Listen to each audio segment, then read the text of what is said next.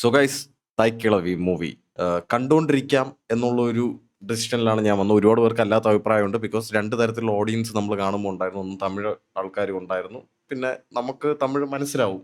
So മനസ്സിലാക്കാനുള്ള ഒരു പ്രശ്നമില്ലായിരുന്നു. പക്ഷെ ചില ഈ ഇൻഡെപ്ത് ആയിട്ടുള്ള കോമഡീസും കാര്യങ്ങളും ഇല്ല. കാരണം ഭയങ്കര റോ ആയിട്ടുള്ള ഒരു ലൈഫാണ് ഇതിൽ കാണിക്കുന്നത്.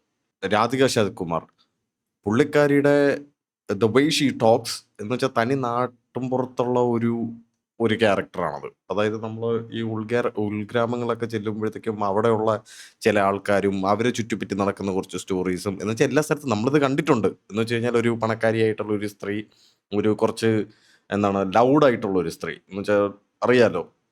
പിന്നെ പുള്ളിക്കാരി ആണെന്ന് പറയാതെ നമുക്ക് ഈ ക്യാരക്ടർ അവരാണ് ചെയ്തു വെച്ചേക്കുന്നത് നമുക്ക് മനസ്സിലാക്കാൻ പറ്റത്തില്ല. കാരണം എക്സെപ്ഷണൽ വർക്ക്. പുള്ളിക്കാരിയുടെ എക്സ്പ്രഷൻ ആണെങ്കിലും ഫേസ് ആണെങ്കിലും എന്നുവെച്ചാൽ പക്ക ആ ക്യാരക്ടറിലോട്ട് ഇറങ്ങിച്ചെന്ന് മേക്കപ്പ് എക്സെപ്ഷണൽ. ലൈക്ക് നമുക്കങ്ങനെ മനസ്സിലാവത്തേ ഇല്ല. അവരുടെ സംസാരമാണെങ്കിലും എല്ലാം പക്ക.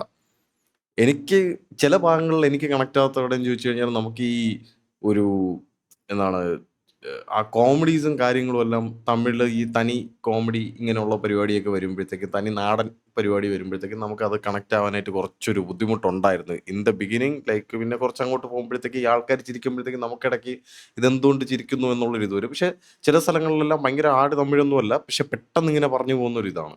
പിന്നെ ഈ പറഞ്ഞതുപോലെ ഭയങ്കര എക്സെൻട്രിക് ആയിട്ടുള്ള ഒരു അമ്മൂമ്മ ക്യാരക്ടറാണ്. ഭയങ്കര എക്സെൻട്രിക് ആയിട്ട് ഇങ്ങനെ ലൗഡായിട്ട് ബിഹേവ് ചെയ്യുന്ന കുറച്ച് അഹങ്കാരം അങ്ങനത്തെയൊക്കെ ഉള്ള ഒരു ലൗഡ് ക്യാരക്ടറാണ് പുള്ളിക്കാരിയുടെ ഒരു ഇത് കാണിച്ചേക്കുന്നത്. പ്ലോട്ട് വന്ന് നിൽക്കുന്നത് പ്ലോട്ട് അങ്ങനെ ലൈക്ക് അത് ഒരു ഇതൊന്നും അല്ല എന്ന് വെച്ചാൽ ഒരു സ്പോയിലറോ കാര്യങ്ങളോ ഒന്നും അല്ല. പക്ഷേ മൂവിയുടെ പ്ലോട്ട് എന്ന് പറയുന്ന ഒരു എന്താണ് സാമ്പത്തികമുള്ള ഒരു സ്ത്രീ, അവര് എന്താണ് മക്കളും മരുമക്കളും എല്ലാം കൂടെ അവരുടെ സ്വത്തിന് വേണ്ടി തല്ലുകൂടുന്നു. പിന്നെ അവർക്കിടയിൽ ഇവര് എന്ന് വെച്ചാൽ ഇനീഷ്യലി അവർക്കൊരു പവർഫുൾ സ്റ്റേറ്റ് ഉണ്ടല്ലോ, അപ്പോൾ ആ സ്റ്റേറ്റിൽ നിൽക്കുന്നു. പിന്നെ അത് മാറുന്നു. പിന്നെ അവര് എന്താണ് ഹോസ്പിറ്റലൈസ്ഡ് ആവുന്ന കുറച്ച് സീൻസും കാര്യങ്ങളൊക്കെ വരുമ്പോഴത്തേക്കും അങ്ങനെ മൂവ് ചെയ്യുന്ന ഒരു ടിപ്പിക്കൽ ഒരു എന്താണ് നമ്മളുടെ ഒരു നാട്ടുമ്പുറത്തുള്ള ഒരു ഫാമിലിയിൽ നടക്കാവുന്ന ഒരു സിറ്റുവേഷനെ എടുത്ത് അങ്ങനെ ചെയ്തേക്കുന്ന ഒരു പടമാണ്. ഞാനതിൽ കൂടുതലായിട്ട് പറയുന്നില്ല, കാരണം നിങ്ങൾക്ക് സിനിമ കാണാനുള്ളതല്ലേ.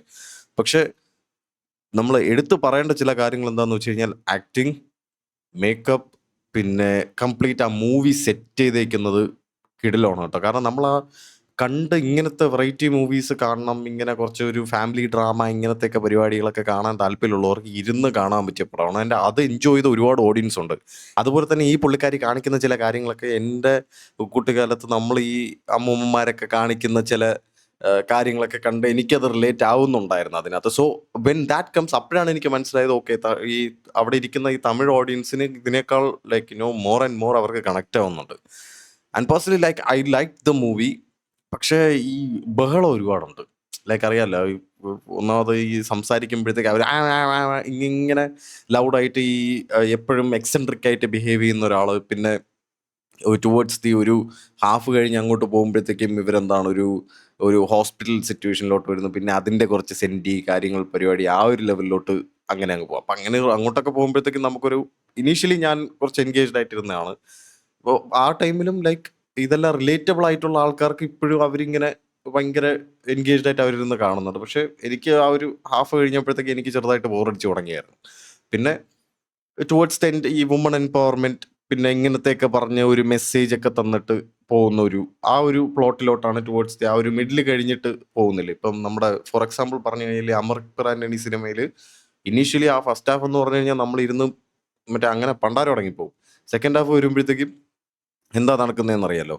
സോ ആ ഒരു ലെവലിലോട്ട് അത്രയും അങ്ങോട്ട് ഒരു കംപ്ലീറ്റ് ചേഞ്ച് ഇല്ലെങ്കിലും കുറച്ച് നമുക്ക് ആ ഒരു ഷിഫ്റ്റ് ഇൻ മൂഡ് നമുക്കത് ഭയങ്കരമായിട്ട് നമ്മളെ അഫക്റ്റ് ചെയ്യുന്നുണ്ട്. കണ്ടു തീർക്കാൻ 2 hours 20 minutes മൂവീസ് എങ്ങാണ്ടാണ്, if I am not wrong. Yeah, almost 2 hours 20 minutes മൂവിയാണ്. സോ കണ്ടു തീർക്കാൻ ഞാൻ കുറച്ച് ബുദ്ധിമുട്ടിയെന്നുള്ളതാണ് സത്യം. സോ എൻ്റെ പേഴ്സണൽ അഭിപ്രായമാണ്. നിങ്ങൾ മൂവി കണ്ടതിന് ശേഷം നിങ്ങൾ കണ്ടിട്ടുള്ളവരുണ്ടെങ്കിൽ നിങ്ങൾ കമൻറ്റ് ചെയ്യുക. ആൻഡ് വൺ ടൈം വാച്ച്, നമുക്ക് നമുക്ക് ചെന്നിരുന്ന് ഒന്ന് എൻജോയ് ചെയ്ത് കാണാൻ പറ്റിയ ഒരു മൂവി തന്നെയാണ്. I am not saying that it is എന്താണ് കംപ്ലീറ്റ്ലി ഇങ്ങനെ ബോറി അടിക്കും അങ്ങനെ ഇങ്ങനെയൊന്നുമല്ല.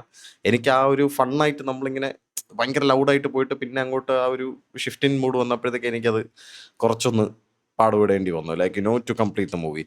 So that's it guys. ഇതാണ് എൻ്റെ അഭിപ്രായം മൂവി കണ്ടതിൽ.